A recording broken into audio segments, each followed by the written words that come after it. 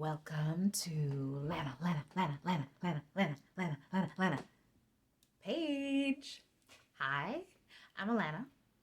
I am back like I never left. Today I wanted to talk about the power of not letting your fear and insecurities steal your joy and chase you away from your dreams that you want so badly. And I'm actually going to tell a story, but I wanted to start with the points first because, I'd be rambling sometimes. So I wanted to give you some points, tell the story, then bring back the points again. So just in case you lost focus, like I usually do. So, to start, first of all, you know what I got to do. Lips looking a little dry.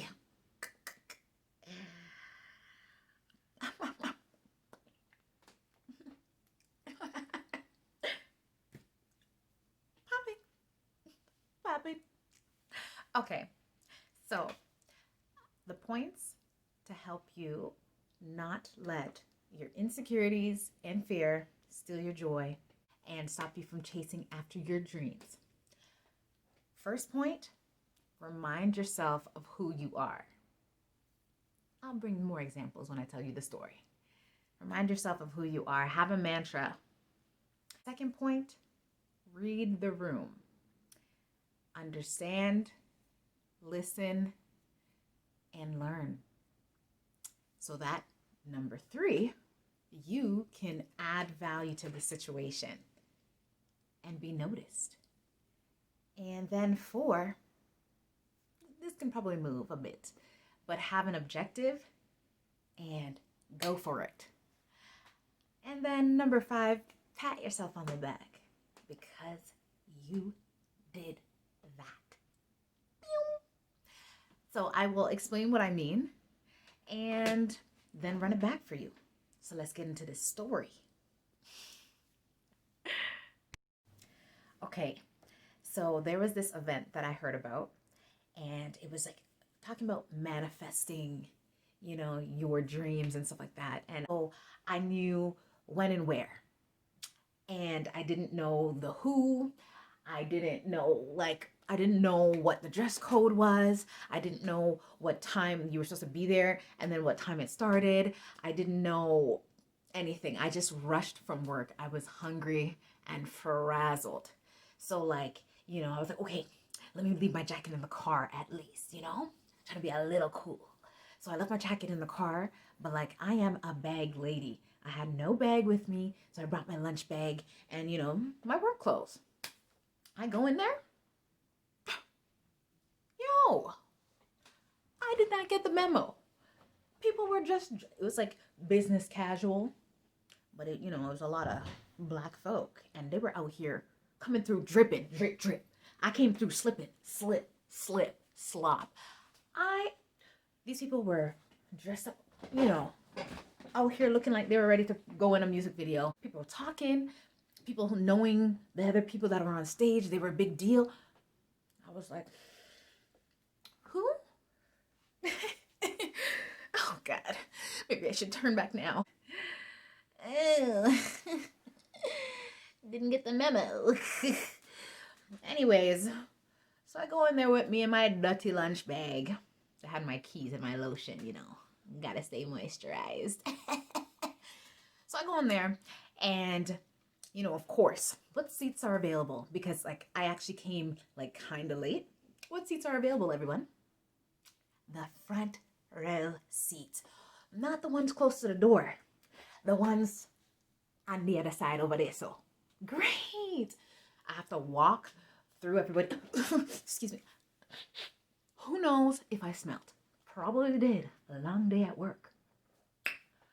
Anyway, though, so I go, and it's like in church. When you late, it's only the front seats, the awkward ones to the kana. I'm like, oh, great. So I go, I sit down. I'm like, okay. People don't see your outfit as much when you sit and you're here adjusting. Okay. I just came in looking like I just finished a farmer's market. You know why? because like I just finished doing a farmer's market. You know, I think so. Some food related programming or something. That's my field that I work in. Like I was wearing like you know those Blundstone shoes. Of course, I'm wearing, you know, the Ardean's knockoff. $10. You can't let that deal pass you by. Not at all. So I come in, I'm wearing those. I'm wearing jeans, you know. Body say fitted. And then I'm wearing just like a Susie Share cardigan and a basic tee. You know, hair's not really done. And I was starving. I was so hungry. I was like, oh yeah, like I seen that there's refreshments, eh? You know, I only had my water. I had a little bit of snacks because I stay eating. But like that's it. People were wearing skirts, like they were going for interview slash club, you know? I was like, okay, all right. Oops, sorry, I kicked something. I'm like, you know what? I'm a little underdressed, which that's rare. Actually, that's not. But I digress. So, you know, I'm underdressed. Don't know nobody here. And people like clearly know each other. All right, fine. That's cool. I'm going to go in there anyways. I'm like, yo, Atlanta. You know, like in Girls Trip, when, you know, they're out here saying their mantras. I am strong. I am beautiful. I got this. You know? It's like, pimpin', pimpin'. Anyways, so I was like, whatever. Like, you know, pep yourself up. I know what I bring to the table. And you know what? Even if all you bring to the table is a fork, that's okay. Because that means that you came to eat. Facts. So that's it. And there was a panel discussion and it was great. It was actually a great event. You know, they shared lots of insightful things. I know I came looking frazzled and stuff like that. And I'm like, all right, you know, I'm looking at my notes a little bit. So point number 2. So I'm reading the room, trying to like read, like, you know, people are giving, saying questions and stuff like that. So I'm trying to see like what walks of life they come from. You know, people are educated. It's very much a mixed crowd. So I'm like, all right, I'm hearing people's issues and stuff like that they're bringing up or concerns. And, you know, also hearing the panelists, like their stories and things like that, their stories of success as well. I'm like, okay. And I'm like, I'm hearing and understanding the problem that the audience is having. And maybe I'm kind of trying to learn to see like what people want to ask. And like, you know, there's little conversations happening in the audience as well. So it's like, okay. And I'm making a little one too. Oh, sorry. Oh, hey. Yeah, it's a good or bad day. Yeah. Anyways, I'm doing a little bit of that, you know? So I'm listening, assessing. Right. Yeah. And then, you know, I'm like, oh, taking notes. I came prepared because I knew it was going to be something good. So I'm taking notes. I'm like, okay, I'm ready. I'm ready to ask a question now. You know, I can add value to this situation, or I can ask a good question, or I can bring a solution, you know, or I can, despite my look, I'm like, okay, I want to get noticed, you know, let me, not to say get noticed, but like, you know, I have something to add and I have a question. I need help. So like, hey, you know, so I was like, let me ask a question. Maybe I asked a little bit too much.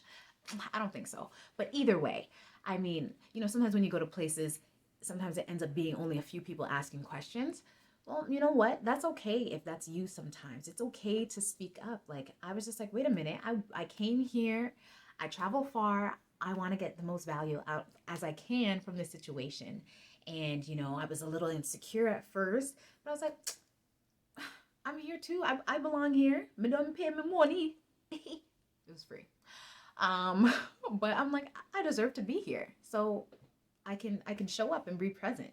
And then maybe they'll notice, like, okay, this girl looks a little frazzled, but I can still dazzled. It's like no one knows what's in my brain unless I say it. So I'm just like, I can add value to this situation. Or ask a question or whatever. And that's something that you can do even when you're networking and you feel a little out of place. Maybe you feel like, oh my gosh, these people are, better than me or what have you. You don't know what's in a person's mind, right? And you don't know what unique perspective you can bring. So listen, learn, and then you can add some value. And then also, the event ended and things like that. And, I wasn't sure what image I portrayed. I was like, oh, again, the insecurities and the fear was like not giving me a break. But I was like, wait a minute. I'm a professional. Like, I'm accomplished here. Like, and I actually wanted to get a little bit of their time, like to the panelists, especially the host and the panelists, because I had some further questions, and like I really admired this event, and I felt like there's so much more that I can learn from them. So I'm like, I really want to get their attention, and so then I was just like, but there's food, so I'm like, okay, I'm starving, because even in there, I had my little snacks. I'm out here trying to open up the wrapper. People are out here like, I was like, oh. I should have been like, oh, I have sensitive blood sugar. Blood sugar's a little sensitive. But I didn't really want to, get any more attention than I already got for being underdressed. So I was just like, let me chill. My belly's just like, it's like, it's not diarrhea. I was as squeaky as my chair. Oh, anyways, so I waited till after, ate some fruit and stuff like that, and I'm in the nutrition realm, so like I wanted to go ham. Excuse the expression, but like I wanted to get some like ginger ale and stuff like that because that's all they had. Actually, no, that's not true. They had other things, but like my blood sugar was low. I had beer gas, and I was starving, so I'm like, I need a ginger ale. I need some water, some fruits. My breath was a little dry because, again, did I have gum? Left that in the car. Anyways, that's why I always need to bring a purse. That's why I'm a bag lady, okay? No regrets. Anyways, I was like, I need to have some fruits. Let me get myself together because I had some questions to ask still, I still had an objective. I still wanted to, meet the host. She's amazing. And still, reach out to one of the panelists. Can't lose sight of that. I done drove, Anyways, so got myself geared up. I even made another connection with somebody in the audience because, like, through the questions or, making remarks, people started to see my personality a little bit. I think. I don't know. This could all be in my head. Insecurities are usually in you, and, the audience probably never even noticed any of this. Who knows? But this is about me and how I felt. So this is about you and how you might feel when you're in a social setting that you're not the most comfortable in. Boop. Anyways, got my fruits, got myself together. And then I went over, I think I talked to one of the panelists and I was like, great, I'm going to message you. Maybe I sounded like a stalker. Who knows?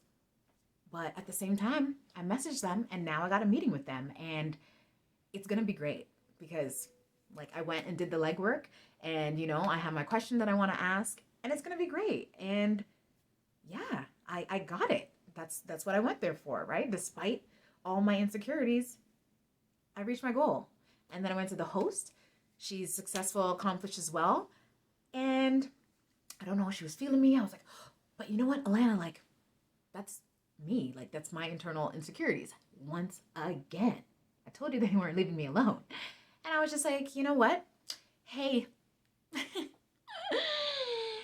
I was like, hey, this is not what I exactly said, but I was like, oh, I'm a little frazzled right now. Because I admitted I didn't know what to expect. I didn't know that there was going to be panelists. I didn't know. I didn't even know anybody in there, except for I did end up seeing like a friend or something. Anyways, but I'm here and, I wanted to add value. Like I could add value into her life. And I also wanted to let her know that, hey, I want to message you too. And I want to set up an appointment and have a chat because they're, like I wanted to meet them and things like that. And so boom, I did that too. And then, and I had to wait a little bit, to be honest, because it was a bit busy in there, but I had to wait. But at the end of the day, I did that, at least put my foot in the door at that point so that they would remember me. And then later, sent them DMs on Instagram and arranged those meetings. And at least, you know, it was like they had a reference point in there. Despite my nervousness, they had a reference point to say, oh yeah, like I remember who this person is. And then, you know, I got what I got what I went for, you know. So that's the story. And lad, you know, if someone was cute there, I'd have still had to be like, you know, I look a little different outside my work clothes. Maybe we can meet up outside the restaurant one day. You know where that's from? You don't know my name, I swear. Alicia Keys. You might not have the money. You might not have the outfits, the hair. Oh yeah, I got a compliment. I got compliments on my hair. It was a different style. And I was like, oh, this whole thing. But yeah, you might not have the best, any of that I just said. Hair, money, clothes, whatever. Then that's okay. Get your mind dressed. Get your mind dressed for the occasion. Get your mind ready for reaching your goal, finding your joy. And of course, the reason why I want to tell this story is because I think it happens to a lot of people a lot of times, and sometimes we just don't go for the things that we know we want. I do it all the time. And obviously it's my story, and I'm like, okay, maybe it'll help somebody else. Maybe they'll laugh. Maybe, who knows? But I just figured, let me share the story. I know it will help me, and it'll just be a good reminder for me to keep pushing forward in different areas of my life. And I think these tips, you can use them for when you're networking. I know it's COVID time, so you might not be out as usual, but you're still networking virtually.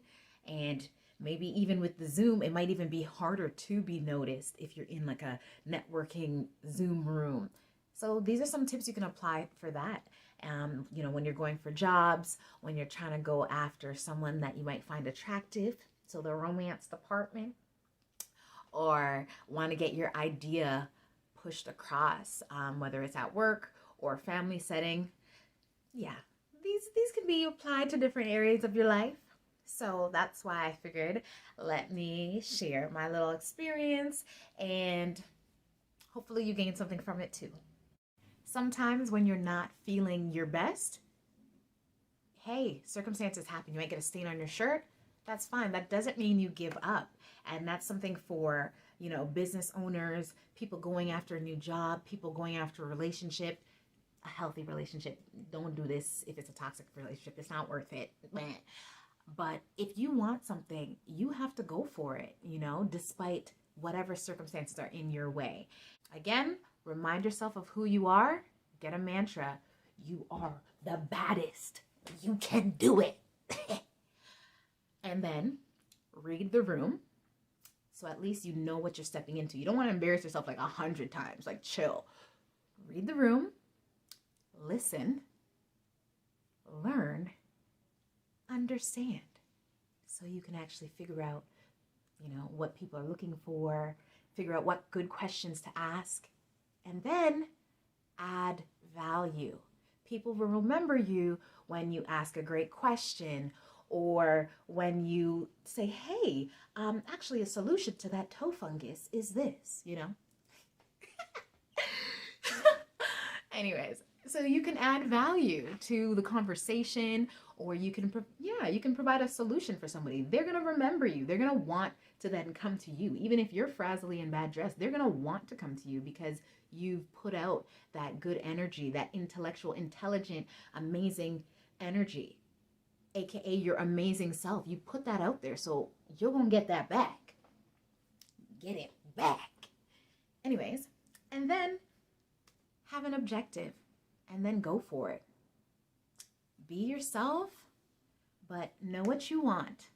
And insecurities, feelings, emotions, they come and they go.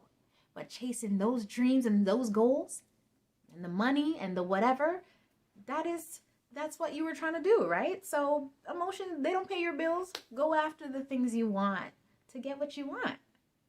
Okay? So, hope that helped. Thanks for listening, and share, subscribe,